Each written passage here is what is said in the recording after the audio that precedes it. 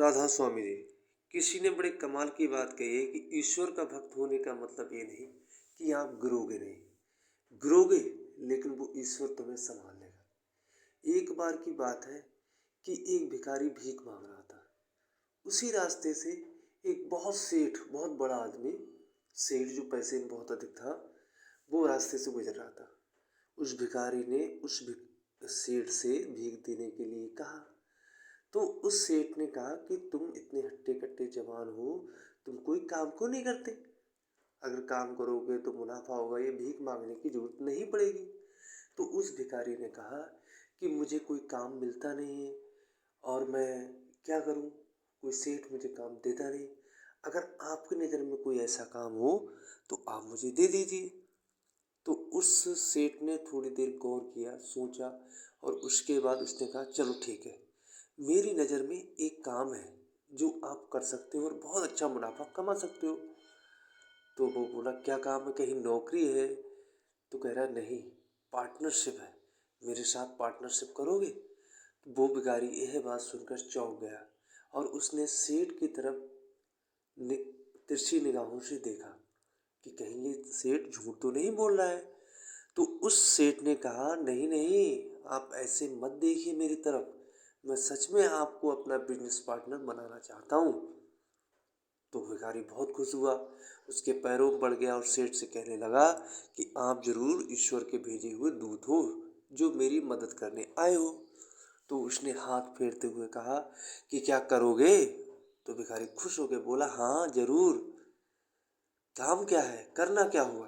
तो उसने कहा कुछ नहीं, ये मंडी है, मंडी से चावल ला के आपको जगह जगह बेचने होंगे।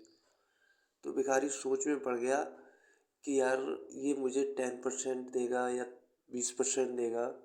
तो उसने कहा हाँ हाँ मैं कर लूँगा, लेकिन इसमें हिस्सेदारी मेरी कितनी होगी? तो उस सेठ ने कहा घबराओ नहीं, इसमें आपकी हिस्सेदारी 90% होगी और मेरी मात्र 10%। यानी आपको मुनाफे का 90% मिलेगा और मुझे मुनाफे का 10%।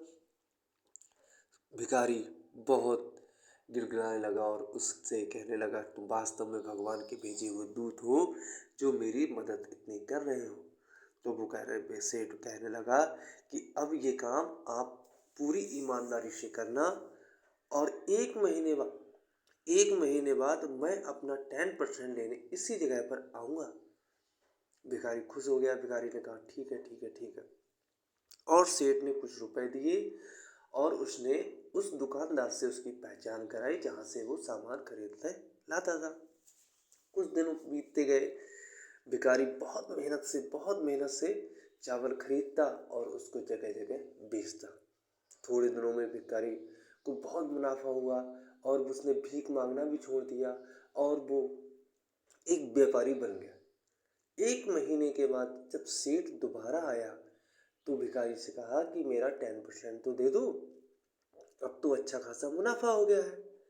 अब भिखारी के मन में इस सोच में पड़ गया कि मैं इसे 10% क्यों दूँ, सारी मेहनत मेरी, सारा काम मेरा, तो मैं इसे क्यों दूँ? तो उसने सेठ से झूठ बोलना चाहा कि नहीं नहीं बहुत घाटा हो गया है, वहाँ पे वो घाटा हो गया था तो इस कारण इस बार 10% नहीं होगा, अगली बार मैं आपको 10% दे दूँगा। वह सेठ फिर उसने कहा नहीं नहीं मुनाफा हुआ है तुम्हें। तो उस भिखारी के मन में लालच आ गया और उसने उस सेठ को 10% नहीं दिया। इस कहानी का मतलब क्या है कि वो बहुत बड़ा आदमी या सेठ वो था कौन? वो ईश्वर था। अगर हम अपनी मेहनत की कमाई का 10% भाग ईश्वर को दे दें तो हमें कभी भी किसी चीज़ की आवश्यकता नहीं होगी। हम ये लालच करते हैं और इसी लालच में हमारा विनाश होता है।